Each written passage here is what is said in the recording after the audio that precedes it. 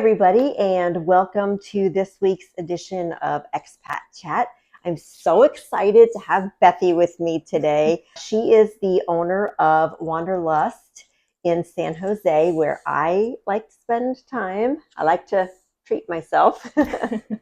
So, Bethy, thank you so much for joining us. Can you tell us a little bit about your background? What did you do before you came to Cabo? So I'm a licensed esthetician of Illinois. So that means I came from cold climate to warm climate. Yes, you did. Yeah, that's a big change. Can you tell us a little bit about what the catalyst was for your move? So we were living, like mentioned, we were living in Chicago. So we're a family of four, and my kids are no longer little kids; they're teenagers.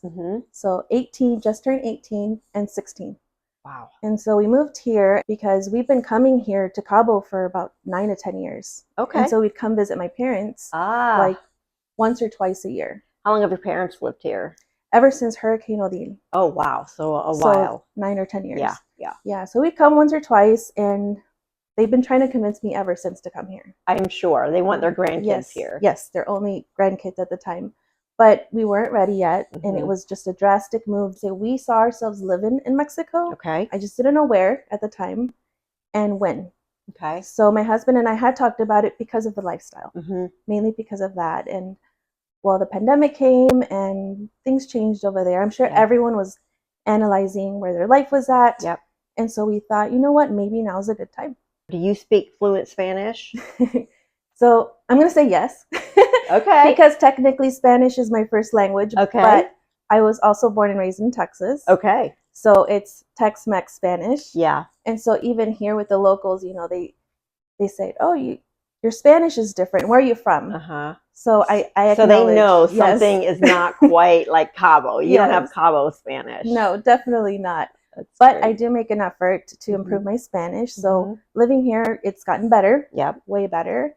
And also my kids. We've all made the effort to just practice our Spanish more. So your kids are teenagers. So they were 16 and 14 when you moved here, right? Yeah. That's a tough age. And you have a girl and a boy. And that's a tough age for them to just like trust you and just uproot themselves and come across a continent to another part of the world.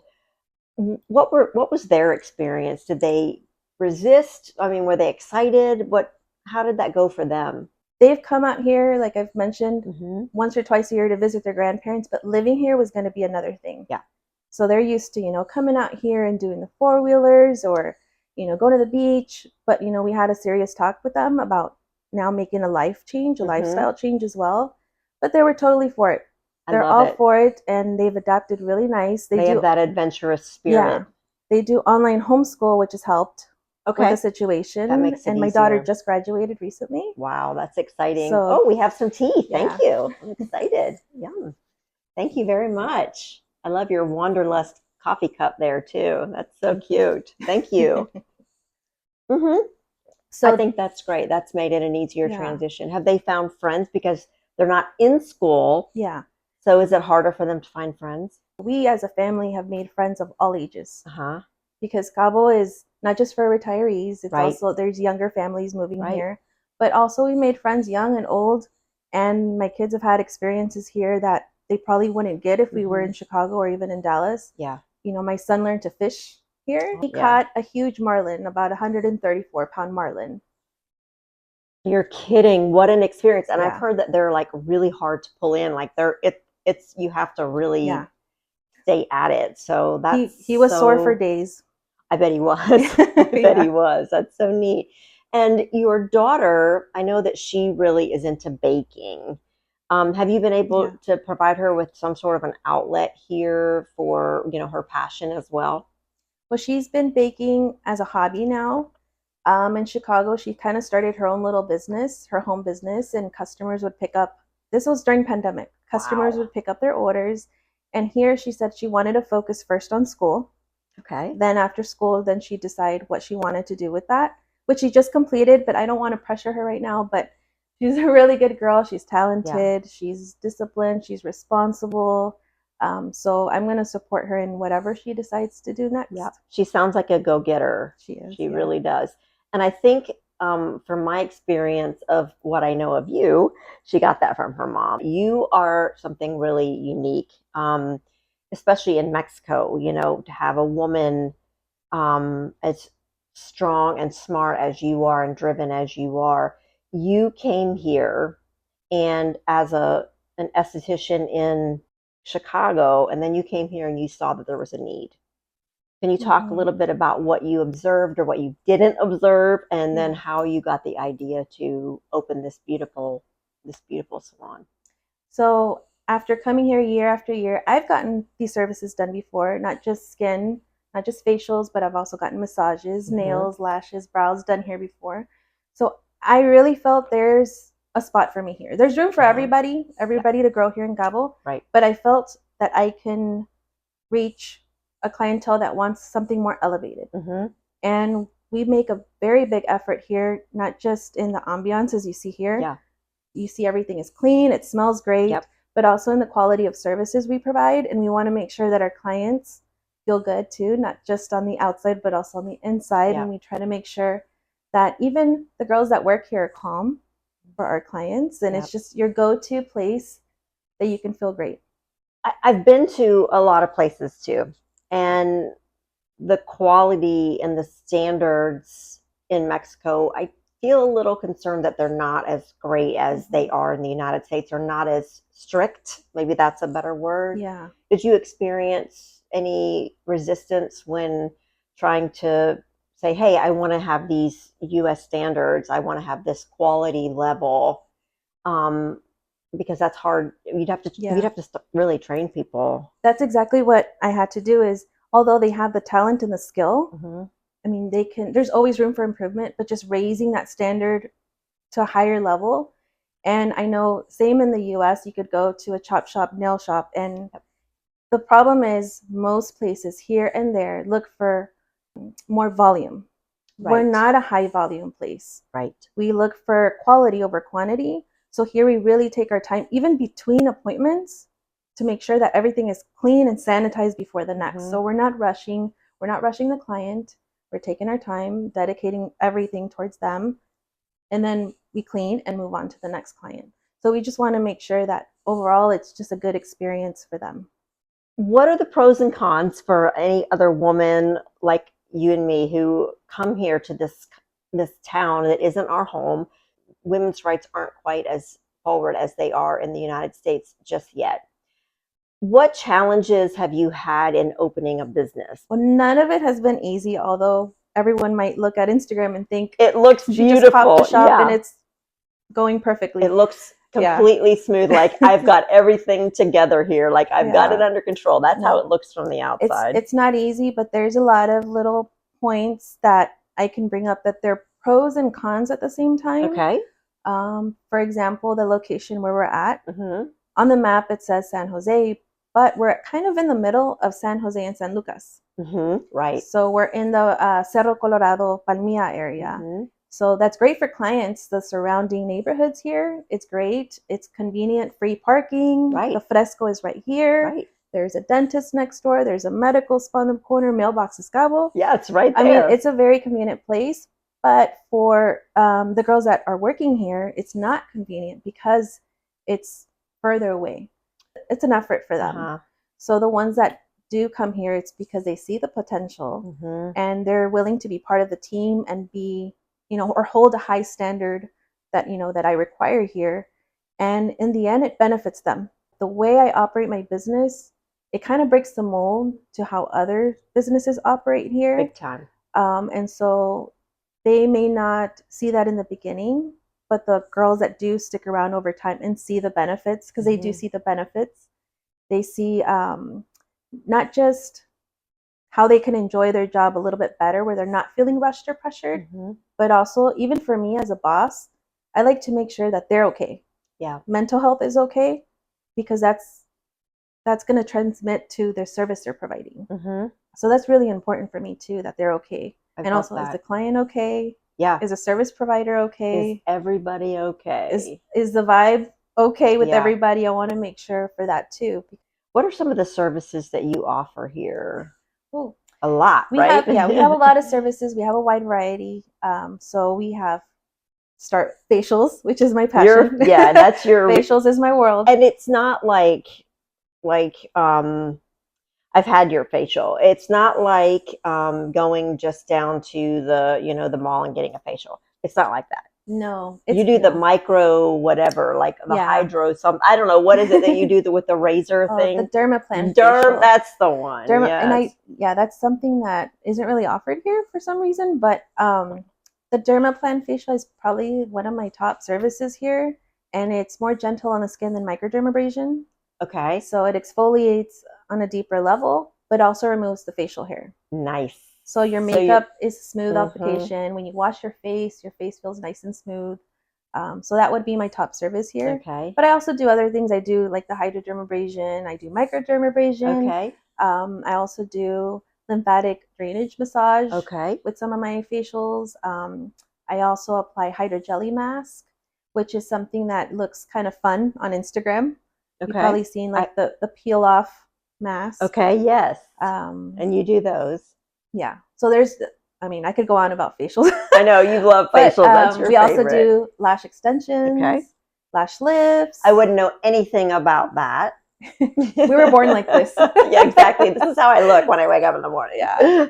So we do brow lamination, brow tinting. We do face and body waxing. Oh, okay. I did not know that. You do spray tans? Spray tans as well. Okay. Spray tans, custom spray tans. It's not the booth. It's all customized, and Alexis does an amazing job too. Okay. Massage, obviously, pedicures. Pedicure, manicure.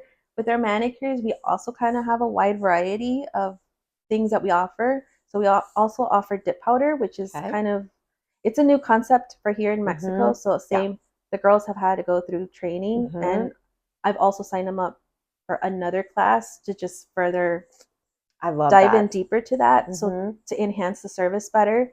So that's something that I think is another unique thing about my situation is because I'm still a licensed esthetician.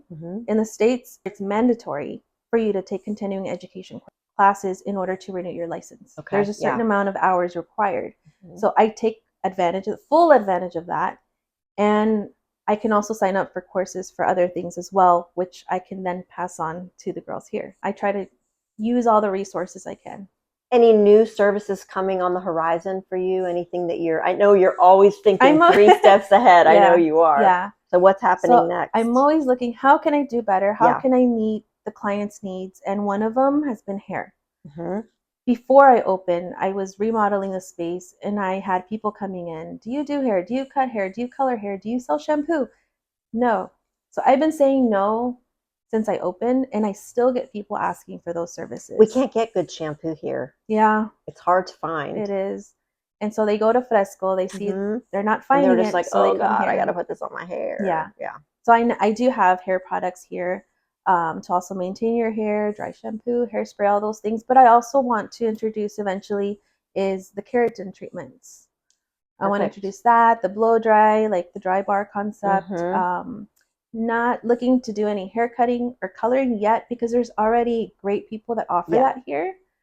So looking into things that just the blowout idea. Just a quick thing you can do, just another service we can offer here because clients like the convenience of a one-stop shop. And you also do makeup for events? Yes. Do you do that too? Makeup for special occasions, for weddings. Okay. We've also hosted groups here, bridal parties, wedding parties, family events.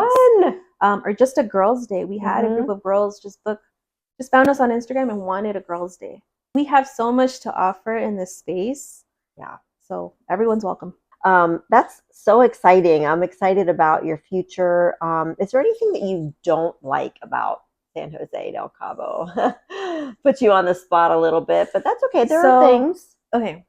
Living here in Cabo has taught me to slow down because life is so fast paced in the US. In the beginning, I had a hard time even waiting for my coffee order. Yeah. They were taking forever. It's been a minute. Where's my coffee? So it's taught me to slow down. And I think Cabo is designed to teach you to slow down and also to enjoy nature. And living in a city, you don't fully appreciate what's in front of you. Yeah. So here, the nice thing about living here and working here is a work-life balance. And so you work, you understand this. We have this awesome drive to work. Yes. I mean, nothing can beat that. Stunning. So that to me, every morning when I drive here, I feel more gratitude and appreciation for what I do have in the view. And my family's gotten closer here. And, work is always going to be, hard work. But that's me. I like hard work. But also, it's taught us to be more content with less even. So here in Cabo, there's not a lot of options for shopping. Nope. So we know that, isn't it? No, this is not the place to come on a shopping spree. No, it is not. So now when we go back to the US, the times we've gone, we're overwhelmed with options. I feel the same way. And not just that, but food. Food is fresher. Same when we go back, and I go back to all my favorite spots. And to me, it doesn't taste as good as I remember. It doesn't. Like your taste buds change. It's like, ew. Yeah. Like that's not as like good when as I go back and I always love to go to like HomeGoods and Marshalls. And the first couple of times you walk in, you feel so like overwhelmed with all the choices. Yeah. There's so much that it almost feels offensive. Like it almost feels, it kind of feels offensive. Yeah. It really does. But not just the overwhelmed feeling, but also the shoppers are all on a mission or yes. They look stressed. Slow down, people. Everybody looks stressed. People are mad. They're trying to get pushed out of the way, and they're mad in line. And it's like, it's okay. Yes. That's one thing I think we've learned here too is just to slow down. And I like that you said Cabo is designed to make you slow down, because if you don't slow down, you're going to struggle here because you cannot fight against the pace here. And I think a lot of people try really hard to fight against it, and they try to make things hurry up and happen. And if you go to Starbucks, you might be waiting 10 minutes for a latte. You just might. But it's going to be a good latte. But it's going to be good. So it's just teaching you to just enjoy life as it comes at you. Enjoy nature, enjoy the opportunities of having activities, a boat ride, whale watching. There's so many things. Driving to work and you see whales jumping. Have you ever? Yeah. And Baja has so much to offer too. So, going back to that work-life balance, after a hard work week, it's so easy to just get away, go to Cerritos, Todos Santos, and just have, like a nice staycation if you wanted to. Like this is the best place to live and have a staycation. So that's the nice thing about it. It sure is. It sure is. Well, thank you so much. And I'm so grateful that you stepped out of your comfort zone to do this, because I think you have a lot of value. I think you have a lot to offer other women, moms who have teenagers who, they're thinking about moving here. And, there's a lot that you have to keep juggling when you're a mom and a business owner, and especially a mom of teenagers and a wife and a daughter and all the things. So you've done a great job. You're a great model, and I really wanted people to meet you and get to know you. We will post all of your social channels in the comments down below so that you can definitely follow this beautiful place. And thanks for watching. We'll see you on the next one.